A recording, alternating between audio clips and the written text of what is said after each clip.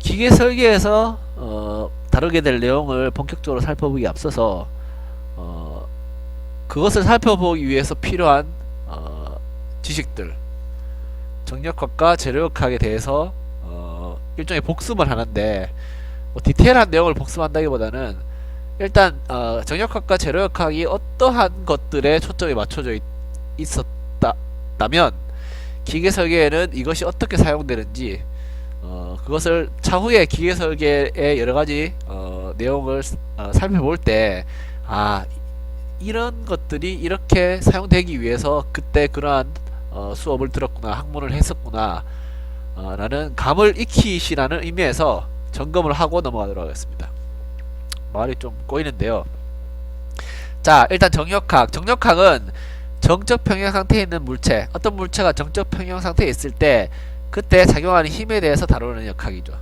정적 평형 상태란 말은 뭐냐 하면 힘이 0이라는 이야기예요.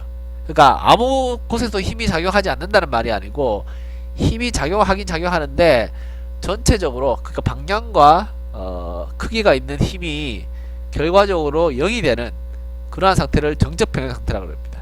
그 정적 평형 상태에 있는 물체에 작용하는 힘에 대해서 다룬다는 거죠.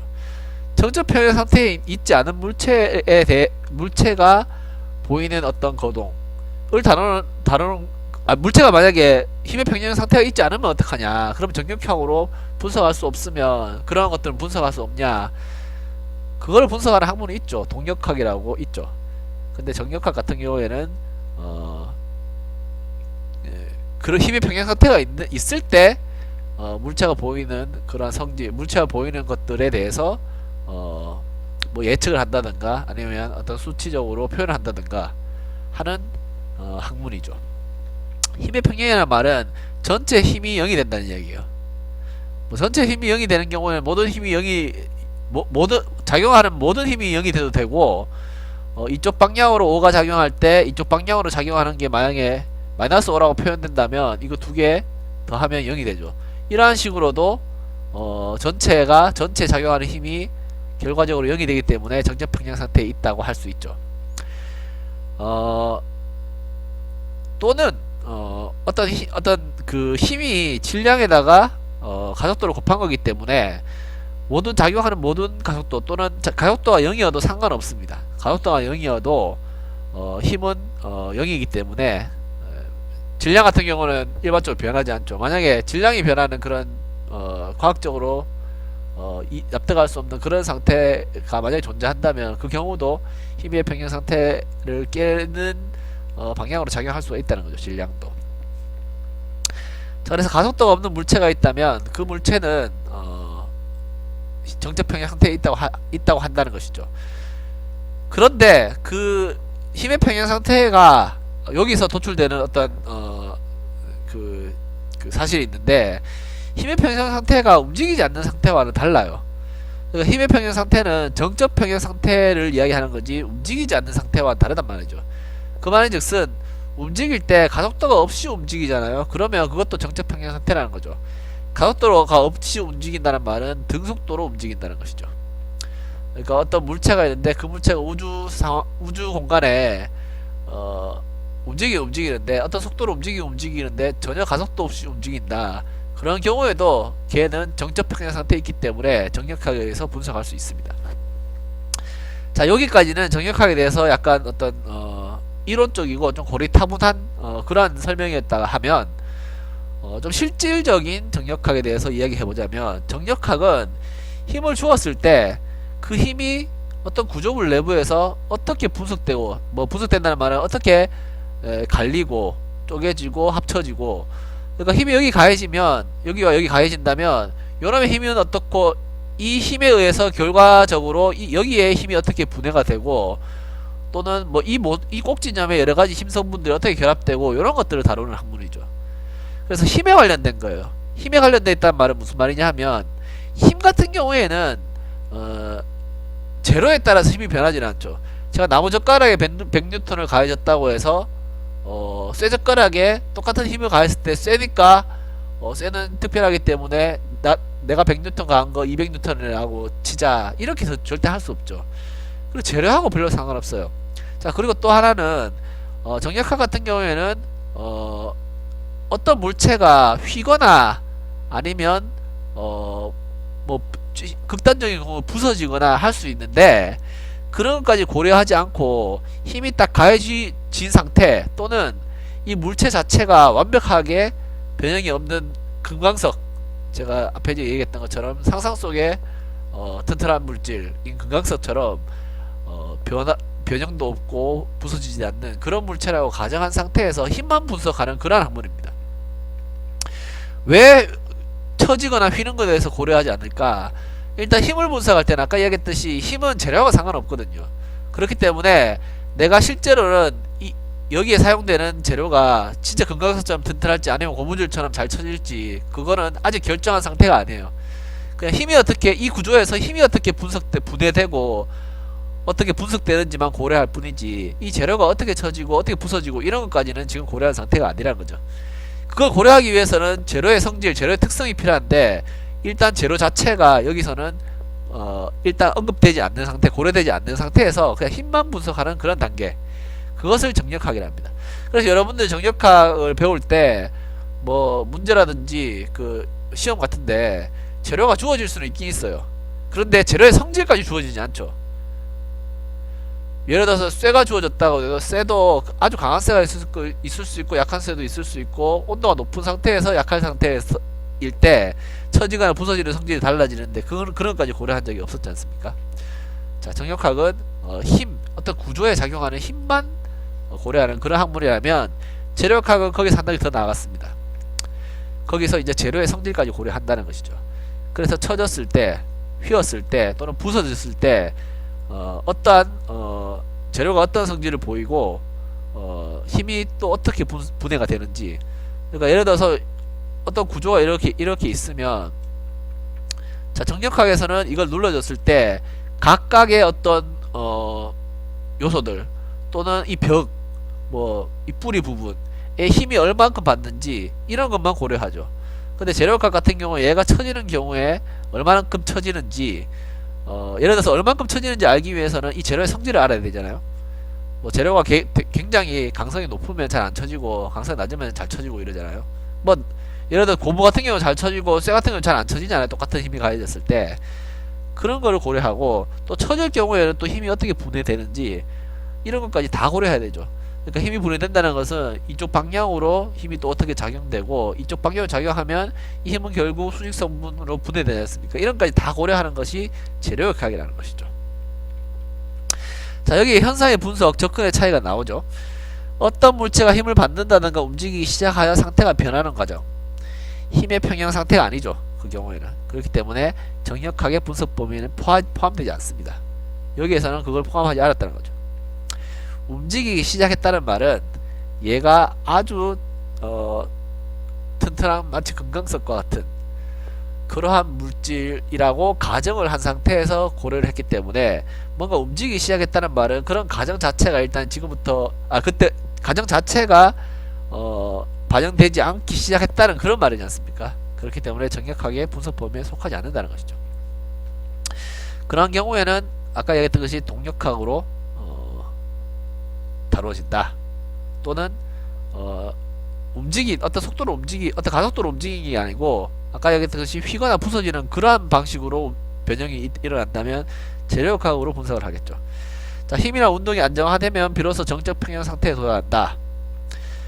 자, 움직이더라도 일단 그러니까 가속도를 가지고 움직이더라도 일단 평형 상태에 도달하면, 예를 들어 어떤 물체가 움직이기 시작해요. 예를 들어 하늘에서 뭔가 떨어지기 시작하는데, 그 떨어지는 물체가 충분히 표면적을 가지고 공기의 저항을 받으면 속도가 일정해지는 상태가 도달하거든요. 그걸 종단 속도라고 그러는데, 종단 속도에 도달해서 가속도가 없는 상태가 되면 그때는 정력학 분석 범위에 속하게 될 수도 있다는 것이죠.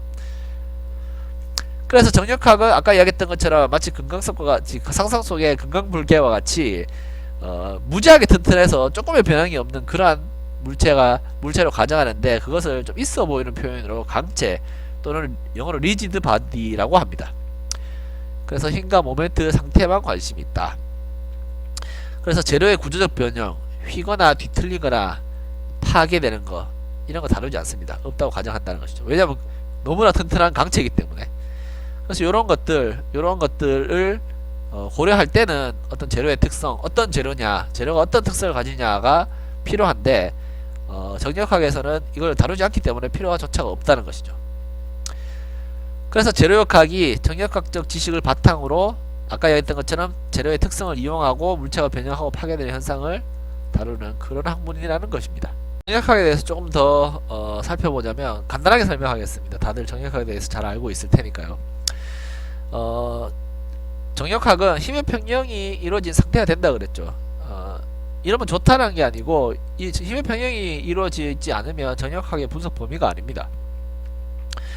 또 모멘트의 평형이 일어나야 되는데 모멘트도 결국 힘의 작용 거리와의 관계이기 때문에 궁극적으로는 힘의 평형이라고 보면 됩니다. 근데 좀 더 구체적으로 살펴보기 위해서 힘의 평형과 모멘트의 평형을 둘 다 고려를 해야 되는데, 자 예를 들어 보세요. 이렇게 어떤 기둥이 벽에 박혀 있어요. 이거를 웨팔보라 그러죠. 뭐 영어로 캔틸레버라 그러는데 여기에 여러분들이 A라는 힘을 가해줬다고 가정합시다.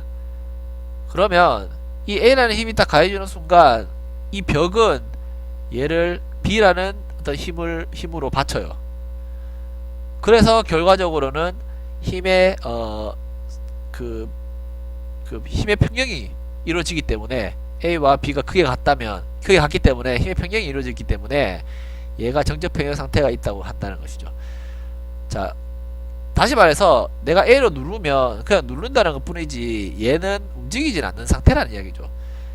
만약에 A와 B가 정적 평형 상태에 도달하지 못하는, 즉 A가 눌러주는데 B가 A만큼의 힘을 만약에 A만큼의 힘을 받쳐줄 수 있는 만큼 힘이 가해지지 않으면 어떻게 되냐, 얘는 움직이겠죠.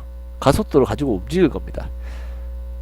그러면 움직인다 그러면 움직일 거라고 이야기를 하겠죠. 근데 그냥 그림만 나와 있다든가 그냥 이게 정적 평형 상태라고 이야기한다는 말은 얘가 움직이지 않는다는 말이고, 그 말이 즉슨 A가 여러분들 A라는 힘을 주는 순간 이쪽에는 B라는 어떤 힘이 떠받들고 있다는 것이죠. 그래 전체적으로 힘은 평형 상태입니다. 요 내부에도 각각의 결합들 사이에 이를테면 아주 극단적으로 입자들이 정말 한 개의 입자들이 가로로 쭉 연결되어 있는 구조라고 합시다. 예를 들어서 여기에 이렇게 힘이 가해지면 얘는 움직이지 않아야 되죠. 그렇기 때문에 이 입자를 움직이지 않기 위해서는 이쪽에 어떤 힘이 발생이 돼야 됩니다. 그것을 누가 해주냐, 이 옆에 입자가 얘가 움직이지 않도록 받들고 있는 거죠. 그래서 이런 힘을 옆에 입자에 발생시켜 주죠. 이런 힘을 발생시켜 주기 때문에 얘는 이 힘을 대항하는 또 이 힘이 있어야지 얘도 움직이지 않을 거예요. 자, 이 힘을 또 이 힘이 발생되기 때문에 요게 대항하는 이 힘을 발생되기 때문에 얘도 옆에 놈이 잡아주지 않으면 얘가 대신 떨어질 거란 이야기죠. 그렇기 때문에 이 놈은 또 요 힘에 대항하는 힘을 이쪽에 발생시켜 줘야 되고, 그리고 얘는 또 이 힘이 또 발생하겠죠. 그래서 이렇게 차례차례 옮겨가다가 마지막 놈이 이 힘을 바로 오른쪽 거가 움직이지 않게 하기 위해서 발생시켜 줘야 되는데, 얘의 힘은 누가 받아주냐, 벽이 이 힘을 대항하는 이 힘을 이쪽에 발생시켜 준다는 것이죠. 그래서 색깔 좀 바꿔볼까요? 얘를 캔슬 이렇게 하다보면 이렇게 캔슬되고 얘만 남는다는 것이죠. 그래서 전체적으로는 얘와 마치 얘만 힘이 있고 이 안에 것들은 실제로는 작용하는데 가상이라는 것이죠. 근데 실제로 가상인데 실제로 작용하지 하냐 안 하냐는 어떻게 알 수 있냐? 아까 얘기했던 것처럼 가상의 어떤 입자가 이렇게 가로로 한 개씩만 가로로 연결되는 경우인데, 여기에 불행히도 굉장히 어떤 결합이 약하다고 가정합시다. 그러면 여기 힘이 가해질 순간 얘는 또 받쳐주고 생기잖아요. 근데 이놈이 딱 가해질 때 여기서 약해버리면 여기서만 깨져버립니다. 부서져 버립니다. 그래서 이 사실은 여러분들 쉽게 알 수 있죠. 어떤 나무 막대기가 있는데 이 막대기 이 부분이 굉장히 약하다고 가정합시다. 근데 눈으로 잘 안 보여요. 근데 이걸 눌렀을 때 여기가 팍 부서질 수가 있죠. 여기가 약하면. 그게 이 내부에 다 힘이 이 힘에 의해서 다 작용된다는 거죠. 마치 다들 손잡고 있는 것처럼 순서대로 다 발생을 한다는 것입니다. 근데 결과적으로는 서로 힘들이 다 캔슬되기 때문에 초기 힘과 여기서 받쳐주는 어떤 외부 힘만 작용하는 것처럼 분석해도 가능하다는 것이죠. 자, 그 다음에 모멘트의 평형인데요. 모멘트는 힘 같은 경우에는 물체가 어떠한 가속도를 가지고 직선 운동을 하는 그러한 것을 가속도를 가지고 하지 않는 그런 평형 상태라면, 모멘트는 회전을 하지 않으려는 그 회전을 하지 않는 평형 상태를 이야기하는 겁니다. 모멘트의 평형이라는 것은. 자, 이 그림을 보면 여기에 힘을 딱 가해주잖아요. 힘을 가해주면 이 힘의 평형을 고려할 때는 이쪽에 힘만 발생하면 평형이 돼버려요. 근데 그거 말고 여기 힘이 가해주는 순간 이놈은 이쪽으로 어떤 가속도를 가지고 움직이는 성질도 있지만 이쪽으로 회전하는 성질도 있죠. 예를 들어서 우주 공간에 어떤 물체가 있는데 이쪽으로 힘을 가하잖아요. 힘을 가하면 얘가 이 직선 운동을 하진 않을 거예요. 왜냐하면 요 무게 중심을 중심으로 얘가 힘을 가해주는 순간 이쪽으로 움직이긴 하지만 이렇게 무게 중심을 기준으로 회전 운동을 또 하는 성질이 있다는 것이죠. 그래서 더군다나 이 재료 같은 경우, 이 기둥 같은 경우는 여기에 고정되어 있지 않습니까? 그래서 어떤 힘을 가해줬을 때 여기 고정점을 중심으로 회전하려는 성질이 있다는 것이죠. 그래서 이 회전하는 성질을 또 막아줘야지, 이 회전하는 성질에 대항하는 성질이 있어줘야지 얘가 회전을 하지 않는다는 겁니다. 그래서 어떤 힘을 가해줬을 때 회전을 하려는 성질은 힘 크기에다가 회전을 할 때 그 기준이 되는 점까지의 거리, 그러니까 지금 이 경우는 여기죠. 여기서 여기까지 거리를 곱해주면 얼마큼 큰 크기로 회전하냐라는 게 결정이 되거든요. 예를 들어서 어떤 벽에 요렇게 고정된 물체와 굉장히 길게 고정된 물체에 똑같은 힘을 가해줄 때 얘보다 얘가 회전하려는 성질이 더 크다는 거죠. 왜냐하면 작용 거리가 더 기니까. 그래서 힘과 함께 작용 거리까지 같이 고려돼야지 회전을 얼만큼 하냐 적게 하냐가 결정되는데, 그것을 이름을 모멘트라고 붙였습니다. 그래서 모멘트도 예를 들어서 얘가 100만큼의 모멘트로 회전하려는 성질이 있다면 이쪽에 다른 쪽에서도 100만큼의 회전 반대 방향으로 회전시켜 주려는 힘이 가해져야지 얘가 회전을 안 하게 된다는 것이죠. 그러니까 지금 휘냐 안 휘냐를 얘기하는 게 아니고 지금은 정력학이기 때문에 회전을 안 하도록 만드는 것이 관건이라는 것이죠. 그래서 얘가 이쪽으로 시계 방향으로 회전하려 그러면 이 점의 시계 반대 방향으로 회전하려는 모멘트를 어디선가 발생시켜 줘야지 이놈이 회전하지 않는데, 그것을 그렇게 발생시켜 주고 그래서 회전을 하지 않게 만드는, 그게 즉 모멘트를 0으로 만드는 그러한 작용이 있는데, 그러한 작용이 있어서 이게 0이 되는 상태를 모멘트의 평형 상태를 한다는 것입니다. 그래, 이를테면 여기서 보세요. 요 그림을 보면 여기 A라는 힘이 가해졌을 때 B라는 힘은 여기 가해져야 되죠. 왜냐하면 B라는 힘이 가해지지 않으면 힘의 평형이 아니기 때문에. 이건 앞서 했던 요 부분이고, 자, A라는 힘이 가해지면 B라는 어떤 힘의 평형을 찾기 위해서 작용된 힘 외에 A라는 힘은 얘를 회전시키려는, 그러니까 평형이 아니면 이놈이 이쪽으로 움직이는 것 뿐만 아니라 빙글 돌아버린다는 거죠. 이 돌아버리는 것을 방지하기 위해서 모멘트가 반대 방향으로 작용해야 되는데, 그 반대 방향으로 작용하는, 그러니까 모멘트가 이쪽 방향으로, 시계 방향으로 작용하거든요. 근데 어디선가 얘의 이쪽 방향, 반시계 방향으로 작용하는 모멘트가 생겨줘야지 이게 캔슬이 없어져 버리는 거죠. 그게 여기서 생긴다는 거죠. 자, 이 방향은 화살표는 이렇게 되어 있는데 모멘트가 마이너스가 되면 화살표가 반대 방향으로 뒤집어지겠죠. 그래서 여기서 발생하는 요 모멘트가 마치 어떤 우리가 가해주는 힘이 아니고 자연적으로 발생한 B라는 힘과 같이 여기서도 MB라는 모멘트가 발생해줘서 회전을 막아준다. 그렇기 때문에 결과적으로는 모멘트가 0인 상태가 된다는 것이죠. 이게 모멘트의 평형입니다. 자, 앞에 이제 설명했던 것처럼 이 정력학의 분석 범위에 속하는 정적 평형 상태라는 것은 힘과 모멘트 모두의 정적 평형 상태라고 그랬죠. 힘의 평형만 고려되는 문제는 극히 드물어요.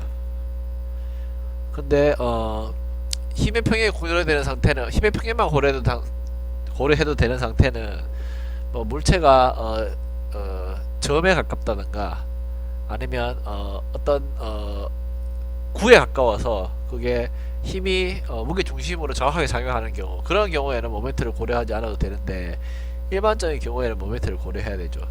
예를 들어서 이 물체 같은 경우에는 엄밀히 말해서 이 중앙에 그 무게 중심이 있다면 힘이 이쪽으로 작용하면 이 물체 전반적으로 거시적으로 보면 회전이 그 모멘트가 발생하지 않습니다. 회전이 발생할 여지가 없다는 것이죠.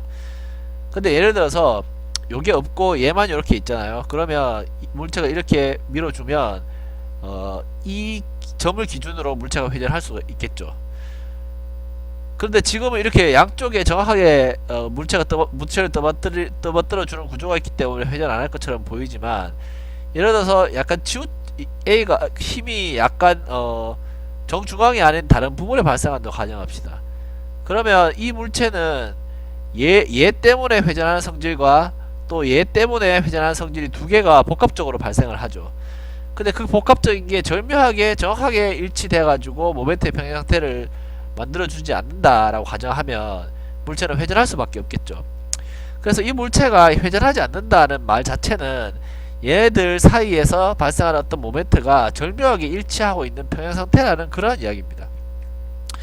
그래서 뭐 굳이 계산할 필요는 없지만 그걸 고려해 보자면 이 힘의 발생에 의해서 얘에 의해서 나타난 모멘트는 이 거리와 힘의 곱이겠죠.